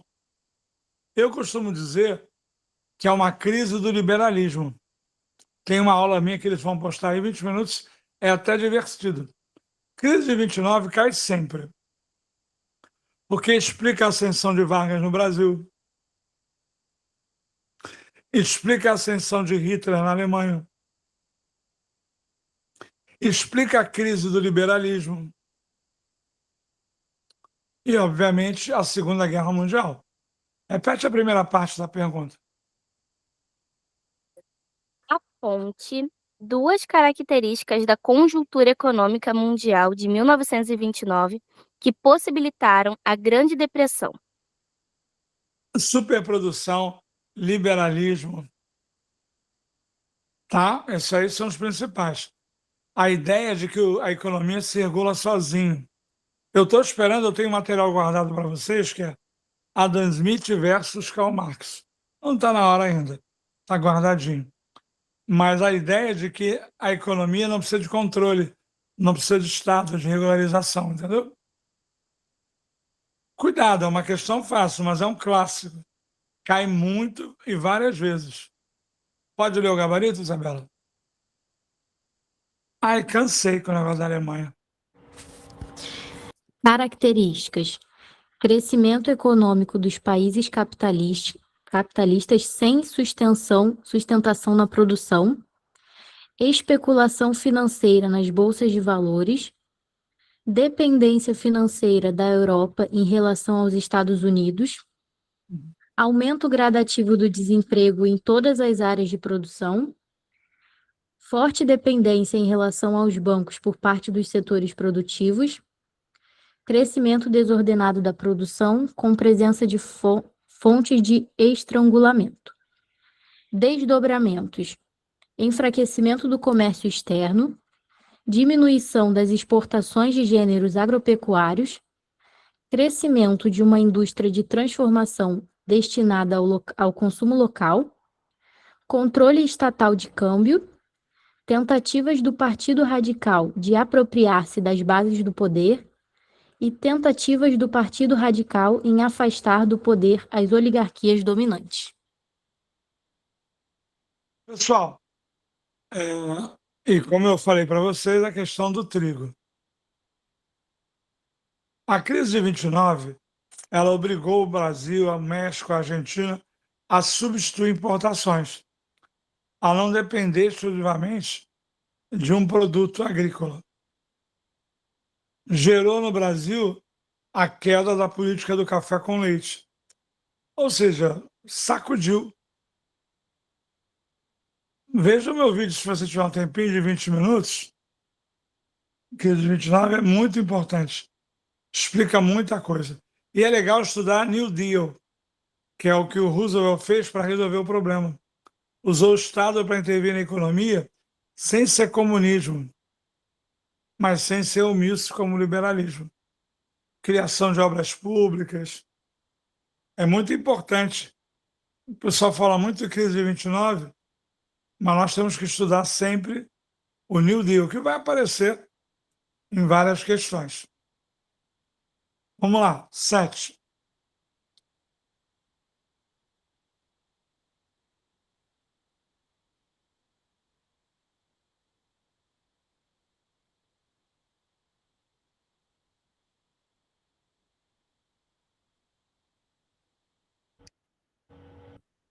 Sete. Estabeleça uma diferença entre o contexto continental em que ocorreram o Congresso do Panamá e a Terceira Conferência Pan-Americana. Estabeleça ainda uma diferença na posição do governo brasileiro em relação a essas duas reuniões. De boa. É sim ou não? Quem conhece esse assunto?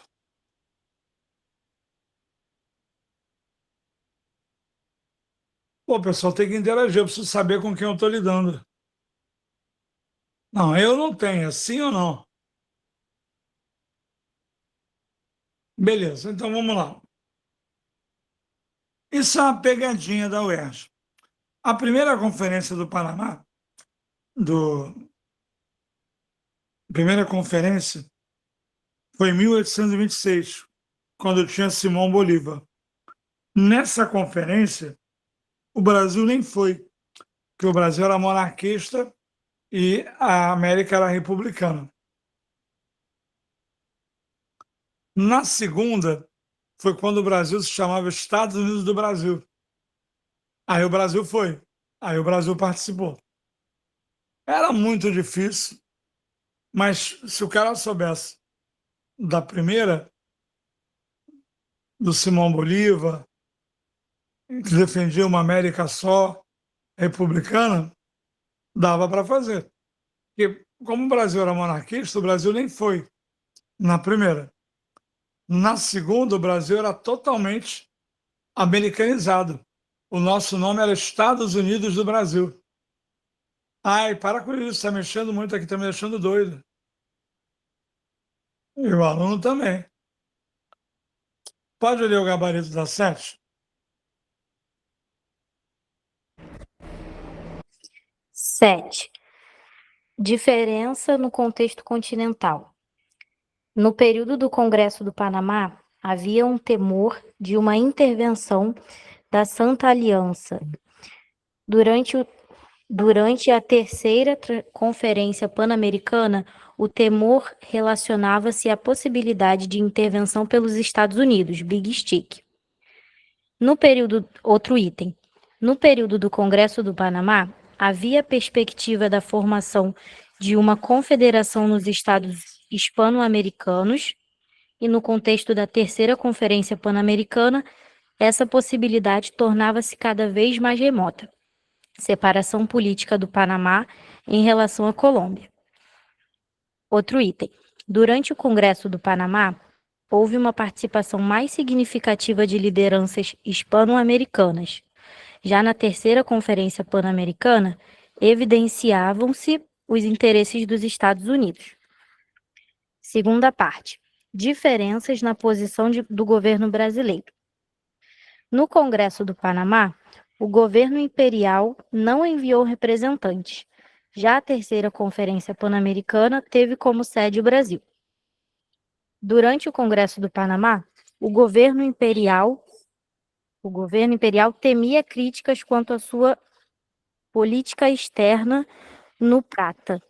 Já durante a terceira Conferência Pan-Americana, o governo republicano brasileiro busca papel de liderança entre os países sul-americanos.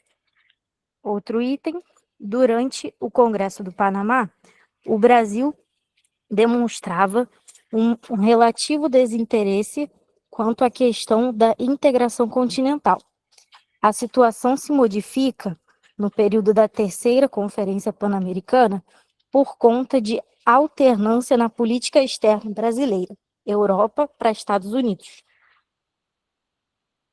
Bom, pessoal, na primeira, no século XIX, o Brasil era monarquia, era uma ovelha negra, não, era uma ovelha careca, que todo mundo era monarquista, menos o Brasil. Então o Brasil nem foi. Todo mundo era republicano, menos o Brasil, que era monarquista. Na do século XX, que foi aqui, o Brasil estava alinhado aos Estados Unidos, entendeu? Uma questão muito difícil. Dá para tornar básica? Dá. Porque na primeira o Brasil não priorizou o que era monarquia. Na segunda, o Brasil priorizou. Na terceira, o Brasil priorizou porque o Brasil era a base dos Estados Unidos. É tipo Bolsonaro com os Estados Unidos. Na República Velha era assim. Nosso nome era Estados Unidos do Brasil. Era uma loucura, entendeu? E na primeira, o Brasil tinha uma relação com a Europa. Nessa terceira, a relação com os Estados Unidos. Essa é a questão que, se o aluno olhar e não perseverar, ele deixa em branco. 8.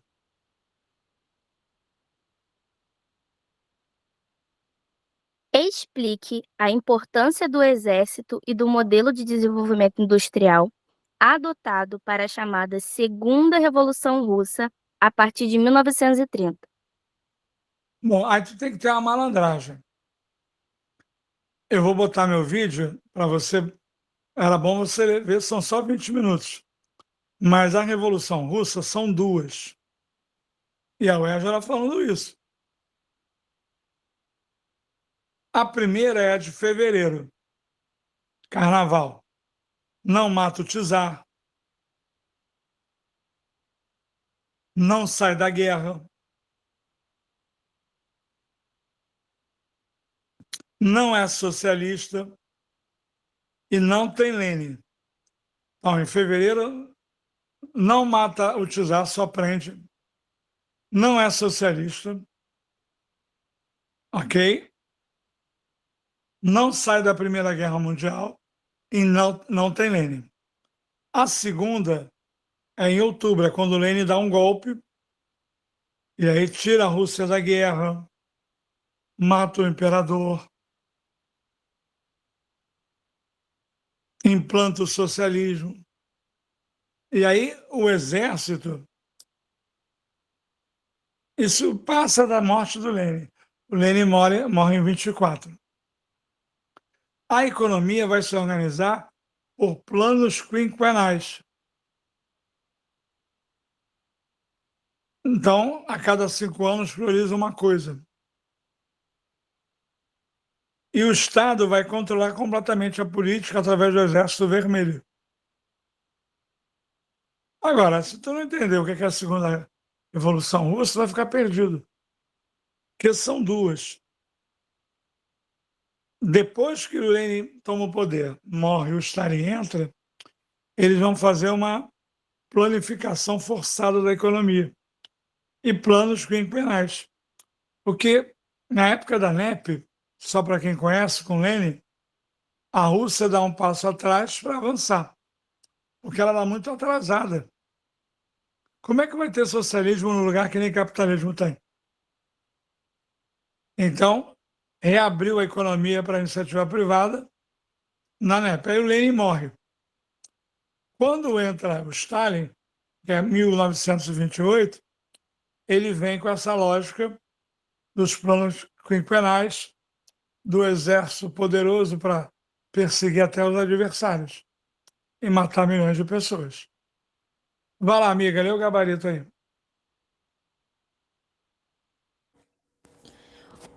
O uso da força foi fundamental para calar e expurgar qualquer tipo de oposição política e para consolidar e ampliar seu domínio multinacional, e assim obter matérias-primas fundamentais para o projeto de industrialização do país. O desenvolvimento industrial, com ênfase na indústria de base e bens de capital, provocou o crescimento econômico soviético, permitindo ao Estado implantar uma série de benefícios sociais antes inexistentes na sociedade russa, criar milhões de empregos, principalmente na indústria e na burocracia estatal, além de garantir educação e saúde para a população. Meus amores, é tipo Estado Novo. Autoritarismo político sem questionamento e desenvolvimento econômico.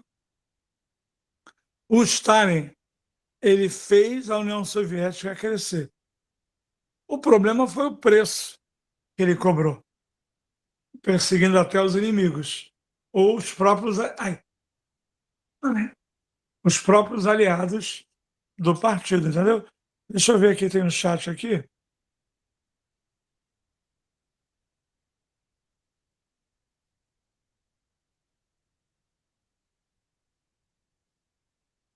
A União Soviética é criada em 22 pelo Lenin, mas ele morre em 24. Então, quem vai botar o negócio para funcionar do jeito terrível dele foi o Stalin. Vamos lá. 8. 9 agora. 9 já? É. Vai lá, Lê.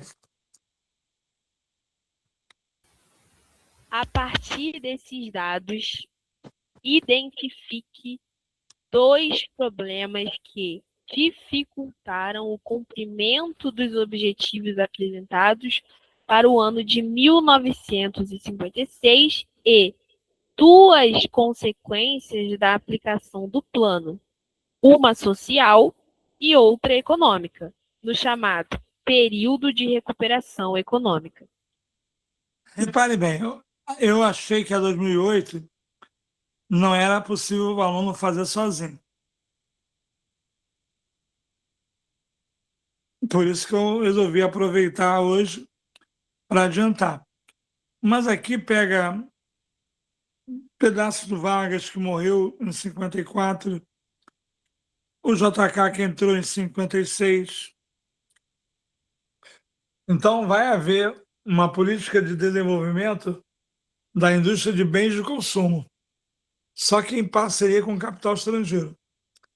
A gente vai botar para você 20 minutos de JK, para quando você tiver um tempinho ver. Quem é o JK? Me dá 2 rapazes aí. Dá um oi, 2 rapazes aí. Tem o João Paulo aqui que eu estou vendo. João Paulo já deu o oi dele. E o Gustavo. Gente, o Gustavo... Não, o João veio primeiro. João, você quer ser o JK ou o Jânio Quadros? João. Porra, João, sacanagem com o Gustavo isso. Gustavo, você é o Jânio. Dizem que a melhor forma de explicar e mais fedorenta é essa. O João Paulo é o JK. Simpático, sorridente, anos dourados, Brasil campeão mundial de futebol, indústria automobilística, planos de meta. Parece uma maravilha. Só que ele fez muita merda. Gerou dívida externa, retomada da inflação. Então eu vou falar do meu jeito, que está acabando, está todo mundo cansado. O João Paulo pegou um elevador. Presta atenção. João Paulo pegou o elevador. Não tinha ninguém no elevador. Ele deu um peidão tão forte que ele cagou nas calças. O João Paulo. Aí o que ele fez? Ele desceu do elevador, pegou a escada para não passar vergonha. Malandro esse JK, esse João Paulo. Aí no andar seguinte entrou o Gustavo. Um cheiro de merda do cacete. Mas ele estava sozinho, ficou no elevador. Aí no outro andar apareceu meia dúzia de pessoas do Pré-Oeste Maricá. Um cheiro de merda da porra. O João Paulo já saiu. Para quem a gente vai olhar? A gente vai olhar para o Gustavo. Moral da história. O JK fez a merda, mas ela só aparece depois. No Jânio e no João Goulart.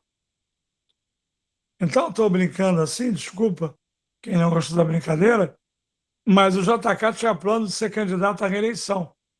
Não podia ser no mesmo tempo. Então, ele fez muita coisa boa, mas ele acabou desnacionalizando a economia e retomando a inflação.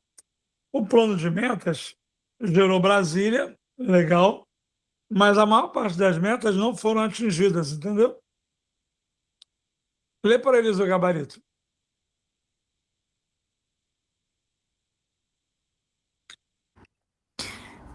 Dois dos problemas: falta de apoio político no poder legislativo, insucesso no controle da inflação, oposição da UDN. Consequências sociais: aprofundamento do processo de urbanização da população, aumento das desigualdades regionais, aumento do poder aquisitivo das camadas médias urbanas e favelização dos grandes centros urbanos. Consequências econômicas: fortalecimento da política de substituição de importações, maior ação de capitais estrangeiros no financiamento da economia nacional, consolidação da indústria automobilística no país, fortalecimento das indústrias de bens de consumo duráveis, aumento do endividamento externo nacional, maior dependência em relação ao capital internacional, ampliação das taxas de crescimento anual do PIB e significativo crescimento do setor industrial. Bom, questão linda, né? Mas tem aluno que não consegue nem localizar que é sobre o JK. Então era uma questão difícil. O que eles alegam? Que era só olhar o que eu chamo de gráfico, entendeu? Vale muito a pena parar 20 minutos um dia para estudar JK. Que até novembro tem que estudar o que puder. Entender. É uma fase de progresso? É. Ele era varguista? Era. Só que ele dizia que o Vargas fez a indústria de base e que ele tinha que fazer bens de consumo. E para isso tinha que ter parceria com o capital estrangeiro. Olha que loucura. Ele trouxe as multinacionais para cá, na indústria farmacêutica, química, automóveis, todo mundo sabe, mas caminhões. Mas foi um período conhecido como bom? Sim, anos dourados. O Brasil ganhou a Copa do Mundo, foi campeão mundial de boxe, houve um crescimento de empregos, mas de uma forma desnacionalizada, que vai gerar inflação, dívida externa e retomada da inflação. Desculpa aí, o Gustavo e João Paulo.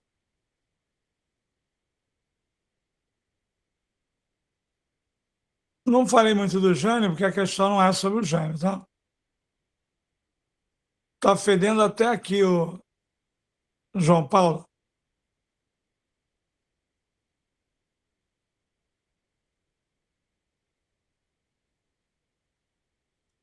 Vamos lá. Última questão da prova de 2010. 2008. Aponte dois aspectos da conjuntura política mundial no final da década de 1940 que contribuíram para o início da Guerra Fria. Em seguida, identifique uma consequência da ordem mundial estabelecida pela Guerra Fria que se relaciona à existência de arsenais nucleares. Bom, pessoal, Guerra Fria é o tema mais famoso das provas da UERJ. Nos anos 40 é o quê? 45, bomba de Hiroshima, Nagasaki. 46, doutrina Truman.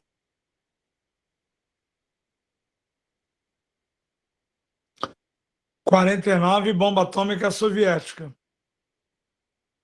49, criação da OTAN. E na área nuclear, é a política de destruição mútua.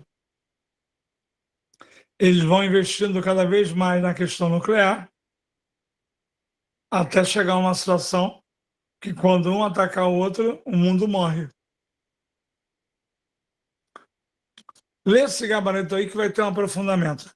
Vai lá.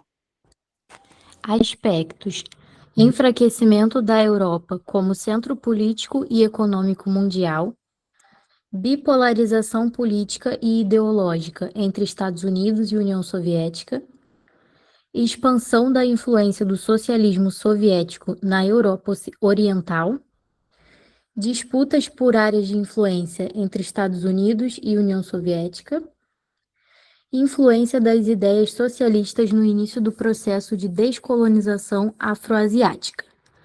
Consequências: construção de um equilíbrio mundial pelo terror, possibilidade de uma destruição total do mundo, impossibilidade de uma guerra total entre Estados Unidos e União Soviética, apoio a conflitos localizados em países periféricos pelas duas grandes potências e temor da expansão do socialismo após a Revolução Chinesa. Bom, Isabela, você vai botar a prova e o gabarito, né? Isso, esse material que eles estão vendo na tela. E tem que explicar que essa prova não é para mandar no privado e que quem perdeu a aula poderá ver a gravação amanhã, tá bom? Tá bom. Pessoal, questão era básica, mas tem um aprofundamento que tem essa coisa de Oppenheimer. Toda hora aparece isso. Daphne, você quer falar? Pode falar, querida. Boa noite, William. Então, esse ano vai ser a primeira vez que eu vou fazer a prova discursiva. Ano passado eu cheguei a fazer o primeiro exame, mas acabou que aconteceram algumas coisas. Eu estava fazendo curso, me formando, então não pude fazer a discursiva e nem a segunda prova, não consegui conciliar. E esse ano seria a minha primeira vez fazendo a discursiva. E aí, eu estou acompanhando algumas aulas, né? Tipo, tem a questão do meu trabalho, que dificulta um pouco, e aí, quando dá, eu estou estudando para o segundo EQ e para a prova discursiva. Você tem alguma dica? Porque, assim, isso é uma coisa que me pega muito na hora de fazer as questões, porque sempre tem alguma questão, assim, na discursiva, mais de 3, na verdade, que eu não sei falar, eu não sei sobre o tema, não é nem questão de como obedecer o comando, mas assim, de como responder mesmo, sabe? Tipo, do que falar sobre o assunto. Você tem alguma dica para dar em relação a isso? Tipo, você estuda, você faz tipo um bloco de tais temas, e aí você estuda sobre isso, que aí você consegue fazer as questões? Você pode me dizer qual a carreira que você quer e qual conceito você tem? Eu quero psicologia e eu tirei conceito C. É melhor focar no segundo EQ mesmo. Você subir. Você tem cota? Tenho. Eu te digo, esse é o tipo de conversa mais particular. Você já mandou alguma coisa discursiva? Não, né? Ainda não consegui. É difícil que você não estabelece laços comigo, com o projeto. Já estamos na segunda discursiva. Tenta fazer a segunda até domingo ou a terceira, porque aí a gente conversa no privado, entendeu? Eu vejo uma ansiedade da sua parte de não dominar tudo. Mas, na verdade, se você priorizar os 80 pontos da discursiva, a gente vai ter agora 4 meses e meio para estudar tudo. Então, esse temor seu, que é justo, ele não dura 2 meses de aula, que você vai começar a ter pegada, vai ver que os temas são repetidos. Tá bom? Vamos deixar essa conversa no privado para quando você mandar a primeira discursiva, pode ser? Tá bom, pode ser. Muito obrigada, viu? Tá bom. Galera, tem um aprofundamento aí antes da gente sair, tá bom? Então, depois do aprofundamento, antes das 9, a aula acabou. Muito obrigado a todos. Mas vamos pegar que hoje teve só 2 aprofundamentos. Eu falando de Alemanha não conta.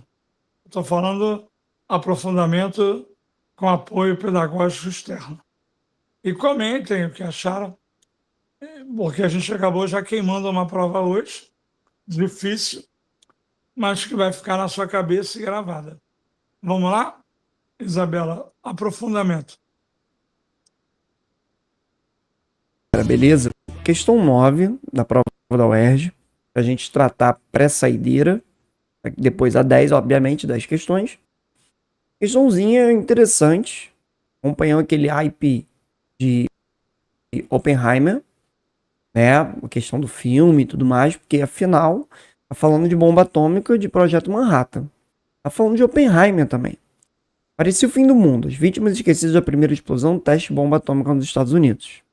No dia 16 de julho de 45, às 5h30, secreto, o Projeto Manhattan detonou em Jornada del Muerto, no deserto do Novo México, o primeiro protótipo da bomba atômica, The Gadget. Evento agora revivido pelo elogiado filme Oppenheimer. À frente do projeto estava Robert Oppenheimer, batizado como pai da bomba atômica.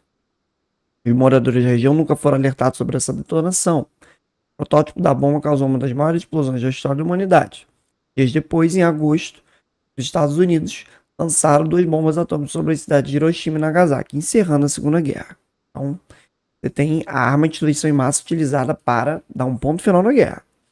Após o teste, a base da Força Aérea de Alamogordo comunicou à imprensa. O depósito de munição localizado remotamente, contendo a quantidade significativa de explosivos, explodiu. Mas não houve perda de vidas ou pessoal. Meteu um fake para dizer que, vocês ouviram o estrondo, foi um acidente. O breve comunicado antevia a possibilidade de evacuação, que nunca foi feito, devido ao risco que seria mundialmente comprovado muito tempo depois. As nuvens de gases, de material, obviamente, tinham padrão contaminador, especialmente para os downwinders. Pessoas viviam em vários estados dos Estados Unidos a favor do vento da área de testes nucleares. Então, você faz aquele cogumelo, o vento vai empurrando o cogumelo, e essas pessoas vão sofrer contaminação. Os Estados Unidos realizaram quase 200 testes de armas nucleares, 45 a 62. 45 a 62, se você pensar que eles usam 2 bombas nucleares e acaba a guerra, 45 em diante, pós as 2 bombas, 3 bombas, né? Você teve a The Gadget, a Little Boy e Fat Man. As 3 bombas ao longo da Segunda Guerra Mundial. Aí depois a gente já pode falar o quê? Guerra Fria. Já pode falar Guerra Fria o tempo todo. Já pode falar que são bombas utilizadas na Guerra Fria. Então já estou dando uma dica do que a questão pede. Né? Porque afinal, 45-62, de Guerra Fria vai até 91, a queda da União Soviética. Então, é isso. A reportagem aborda o episódio associado aos usos militares de energia atômica, no contexto da Segunda Guerra Mundial. Apresente uma razão para o fato dos Estados Unidos terem realizado quase 200 testes de armas nucleares de 45-62. Mundo bipolar, Guerra Fria, corrida armamentista com a União Soviética, a corrida armamentista para se tornar a potência nuclear do mundo. Então já estou dando resposta para vocês. Por quê? Então a Guerra Fria motivou isso. Cite também 2 episódios posteriores ao fim da Segunda Guerra que tenham contribuído para uma condenação dos usos da energia nuclear. Gente, você pode lembrar de casos ligados à Guerra Fria. Você tem os efeitos, as consequências nucleares radioativas de Hiroshima e Nagasaki. Você pode falar do acidente nuclear de Chernobyl. Você pode falar do caso do Césio em Goiânia, no Brasil. O descarte de material que causou um acidente nuclear aqui no Brasil. Pequeno, mas causou. Você pode citar agora, século XXI, o maremoto no Japão, que causou o problema, acidente nuclear em Fukushima, considerada uma das usinas mais seguras do planeta. Você pode considerar esses elementos como episódios que fazem parte desse contexto. A UERJ até coloca também outros acidentes nucleares, acidente nuclear na União Soviética, em 57, tem as tentativas de fabricação de armas nucleares.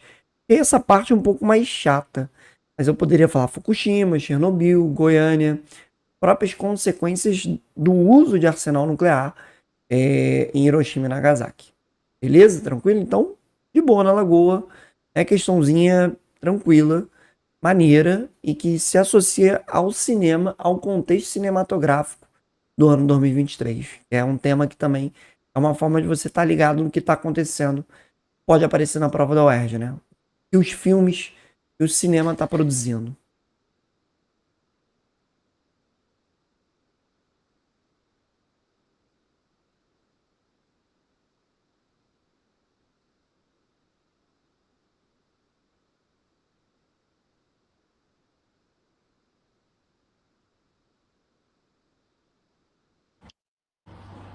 Pronto, William, finalizou o vídeo.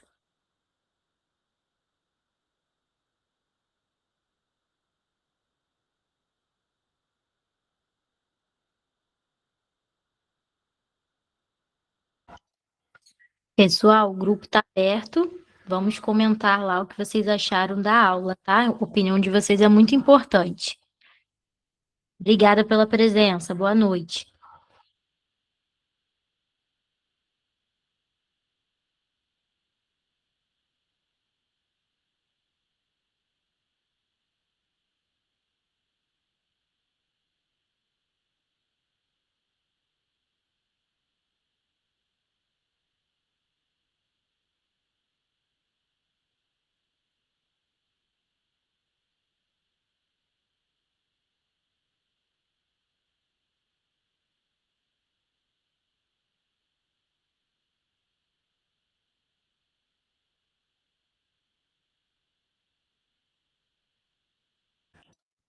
Thalita, tá aí ainda?